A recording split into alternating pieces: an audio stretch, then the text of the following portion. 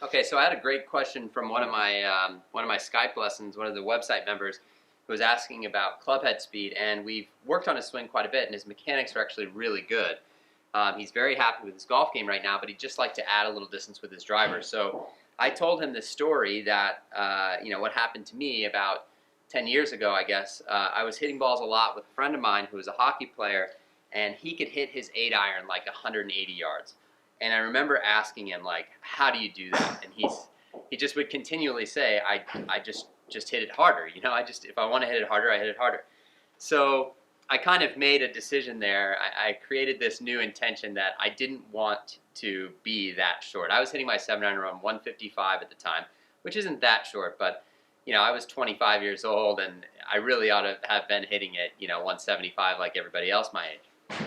So I made this decision, and the timing was really good. It was in the winter in Missouri, and so there was snow on the ground, and I was hitting indoors mostly. Made this decision to work primarily on clubhead speed for about a month. So what I did was I set up a really inexpensive clubhead speed tracking monitor, which was, I think, a Beltronics. It was like $100 maybe. I set that up behind my ball on every single swing, and I'd make 2 practice swings before I hit every single shot. And every single swing I'd make, not just the shots, but the swings, I would check on the monitor. So when I started, I was around 82 miles per hour with my 6-iron. And by the end of 30 days, I'd gotten my 6-iron to 100 mile per hour clubhead speed. So 100 mile per hour clubhead speed is right up at the top, up there with all the PGA Tour players.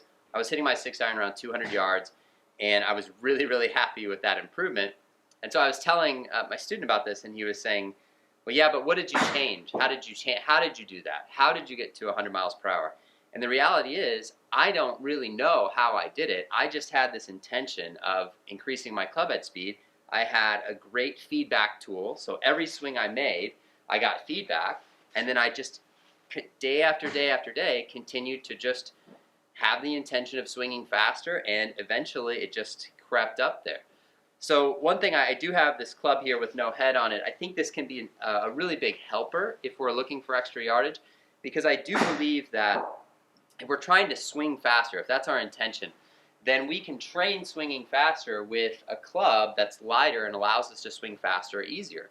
So this club is just I think it's probably a 7-iron length with no head on it, and you can swing it much faster than you can swing your club. And I think if you train that sequencing, if you train that ability to swing really fast with this club, then when you take your club, your body's already kind of used to it, or it's built up the ability to do that. So I would suggest a few swings with this one, a few swings with a regular club, and if you could do it every day for 20 or 30 minutes, I can guarantee your clubhead speed will go up.